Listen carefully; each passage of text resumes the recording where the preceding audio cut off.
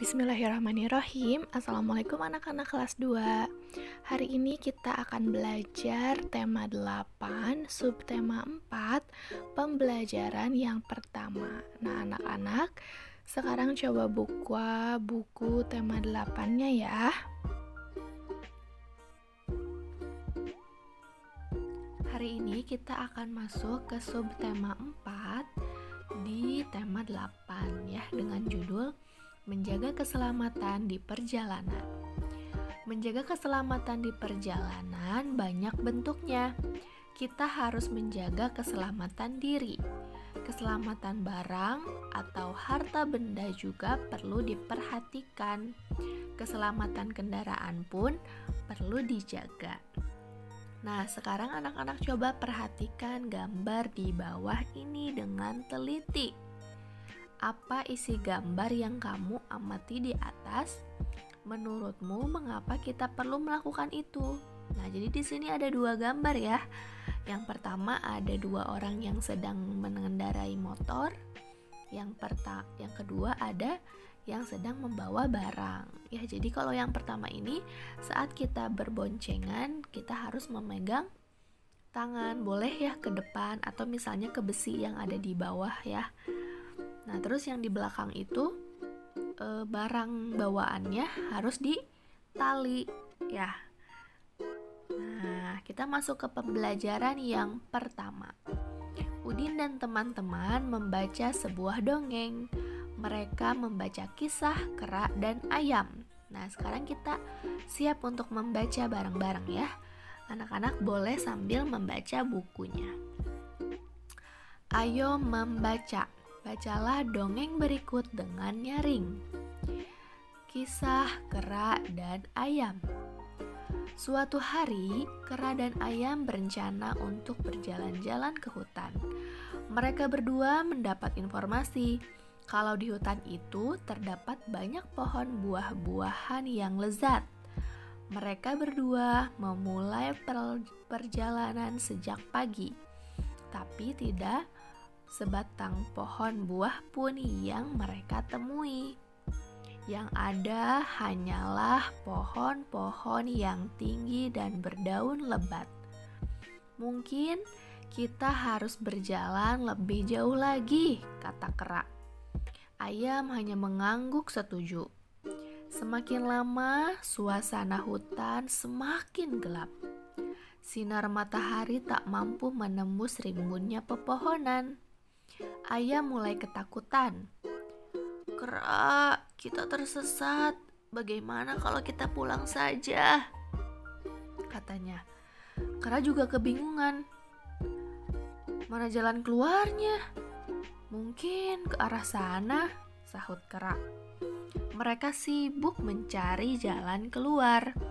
Tapi semakin lama mereka berjalan, semakin jauh mereka masuk ke dalam hutan. Kera minta maaf kepada ayam. Kera merasa bersalah karena telah mengajak ayam berjalan-jalan ke hutan. Padahal ia tidak tahu jalan keluar dari hutan. Ayam pun memaafkan kera. Akhirnya, ayam dan kera bertemu dengan kepiting. Kepitinglah yang menunjukkan mereka jalan keluar dari hutan. Ayam dan kera pun selamat sampai ke rumah masing-masing. Nah, coba apa isi cerita dongeng kisah kera dan ayam di atas? Ya, jadi tadi coba diceritakan lagi. Jadi ada kera dan ayam yang masuk ke hutan, tetapi mereka tersesat ya. Mengapa kera dan ayam bisa tersesat? Karena tidak tahu jalan di hutan ya, dan tidak tahu arah untuk keluar dari hutan. Nah, yang harus kita lakukan agar tidak tersesat yaitu kita harus mengetahui arah dan tujuan perjalanan. Dengan demikian, kita akan selamat dalam perjalanan ya. Jadi kalau misalnya kita ingin bepergian ke suatu tempat, kita harus tahu dulu arah dan tujuan perjalanan yang akan kita lalui. Misalnya anak-anak pengen ke rumah tetangga misalnya, ya, dari rumah Budi mau ke rumah Adit misalnya. Kita harus tahu dulu jalan menuju rumah Adit lewat mana. Jangan sampai kita tersesat untuk mencari rumah Adit, ya. Jadi sebelum kita untuk melakukan perjalanan ke suatu tempat, kita harus tahu dulu jalan menuju tempat tersebut, ya. Nah, sekarang kita mengamati teks dongeng yang ada di atas. Nah, ya, masih ingatkah kamu dengan aturan penggunaan huruf kapital? Ya, coba anak-anak ingat-ingat lagi penggunaan huruf kapital atau huruf besar. Nah, huruf kapital itu digunakan pada setiap awal kalimat. Huruf kapital juga digunakan pada huruf pertama petikan langsung. Nah, ini contohnya nomor 1. Mungkin kita harus berjalan lebih jauh lagi, kata kera.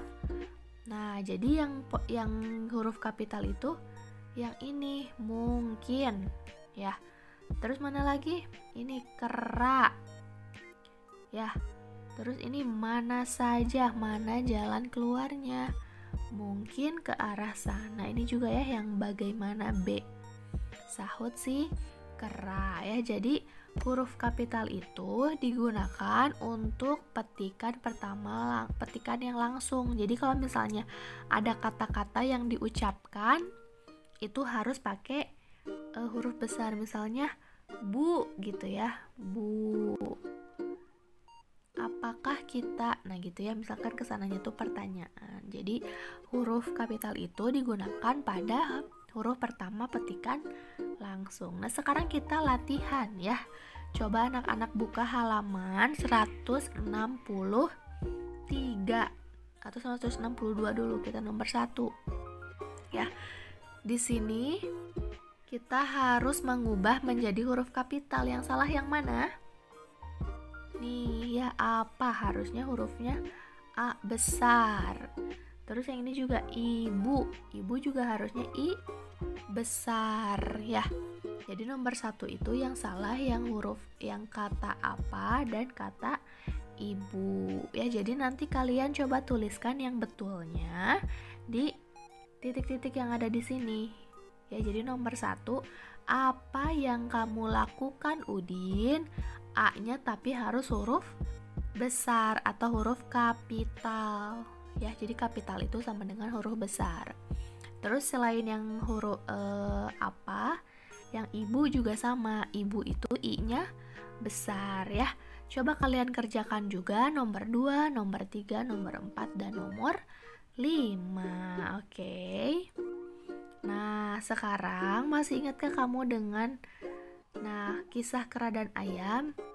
Nah, di sini kan tugasnya itu adalah membuat hiasan anak ayam ya. Ada kertas warna, kertas gambar, sama lem. Jadi membuat hiasan anak ayam. Tapi tugas anak-anak selain mengerjakan tadi yang halaman ini 163, nah hiasan ayamnya ini kita ganti ya. Jadi tugasnya itu adalah anak-anak membuat bendera Palestina.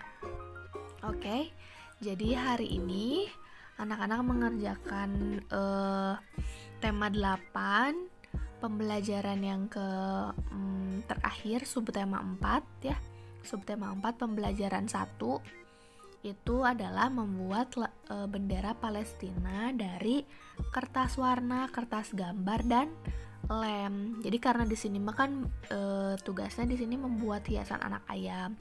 Tapi karena sekarang kita juga tahu ya fenomena atau berita-berita di TV tentang Palestina yang sedang diserang gitu ya. Kita sebagai umat muslim kita harus saling mendoakan ya, dengan cara doa, dengan cara berdonasi misalnya ya. Dan kita juga bisa berkreasi ya. berkreasinya. Nah, di sini kita bikin bendera Palestina ya. Kalian bisa lihat di internet bagaimana gambar bendera Palestina ya. Jadi nanti kalian bikin bendera Palestina, terus nanti difoto sama benderanya ya. Boleh mau pakai tulisan-tulisan apa-apa. Jadi kayak bikin poster gitu. Oke? Jadi itu tugasnya ya. Jadi bukan hiasan anak ayam, tapi membuat bendera Palestina dari kertas warna. Oke. Nah, itu tugasnya, nanti difotokan dan dikirimkan ke Bu Sania ya. Nah, terus di sini ada juga ayo membaca di halaman 166. Mereka berdua memulai perjalanan sejak pagi, tapi tidak sebatang pohon buah pun yang mereka temui. Semakin lama suasana hutan semakin gelap. Sinar matahari tidak mampu menembus rimbunnya pepohonan. Nah, kera dan ayam berjalan mulai dari pagi hingga malam hari. Lama waktu dari pagi hingga malam dikatakan 1 hari. Masih ingatkah kamu dengan nama-nama hari? Berapa hari dalam 1 minggu? Berapa hari? 7 ya. Gimana hari-harinya? Gimana lagunya? Senin, Selasa, Rabu, Kamis, Jumat, Sabtu, Minggu, itu nama-nama hari ya. Jadi nama hari itu Senin, Selasa, Rabu, Kamis, Jumat, Sabtu, dan Minggu. 1 minggu itu ada 7 hari ya. Jadi 1 minggu itu sama dengan 7 hari. 1 bulan itu sama dengan 30 hari. Dan 1 bulan itu ada 4 minggu ya. Mutiara dan Udin mengetahui perbandingan antar satuan waktu. Udin dapat menyelesaikan soal-soal yang berkaitan dengan satuan waktu. Nah, di sini nomor 1. Udin telah menabung selama 3 bulan. Berapa harikah Udin telah menabung? Nah, coba 3 bulan itu sama dengan berapa hari? Ya, kan tadi 1 bulan itu berapa hari? 30 hari. Jadi kalau 3 bulan dikali 30 hari. Jadi di sini ada 90 hari ya. Nomor 1 90 hari. Terus nomor 2. Ayah pergi keluar kota selama 2 bulan. Berapa harikah ayah pergi keluar kota? Berapa hari? 2 bulan itu 2 bulan dikali 30 hari. 2 dikali 3. 2 dikali 3 berapa? 6 ya. Tinggal tambahin nolnya 1. 60 hari. Nomor 3. Umur adik Beni telah 4 bulan. Berapa harikah umur adik Beni? 4 bulan. 4 dikali 30 ya. Di sini berapa 4 kali 3? 12 ya. 12 tinggal ditambahin nolnya 1. 120 hari. Nomor 4. 5 bulan. Jarak umur Udin dan Lani adalah 5 bulan. Berapa harikah jarak umur Udin dan Lani? Berarti 5 dikali 30 ya. 5 kali 3 berapa? 15. Hebat. Tambahin nolnya 1 ya. 150. Nah, nomor 5. 1 bulan itu 30 hari ya. Jadi sekian pembelajaran dari subtema 4, pembelajaran yang pertama. Jadi tugasnya mengerjakan soal-soal yang ada di pembelajaran yang pertama. Terus bikin hiasan bendera Palestina ya dari kertas. Boleh dari kertas lipat, boleh digambar, boleh pakai pensil warna, boleh pakai krayon, bebas ya. Boleh pakai tulisan, misalnya ada bendera Indonesia sama bendera Palestina, boleh ya. Jadi kita sebagai warga negara Indonesia yang mendukung semoga tidak ada peperangan lagi di Palestina ya. Jadi anak-anak membuat hiasan bendera Palestina, dan boleh pakai bendera Indonesia ya. Jadi bendera Indonesia disandingkan dengan bendera Palestina. Sekian pembelajaran hari ini. Ditutup dengan doa, Robbana atina fid dunya hasanah wa fil akhirati hasanah wa qina adzabannar. Assalamualaikum warahmatullahi wabarakatuh.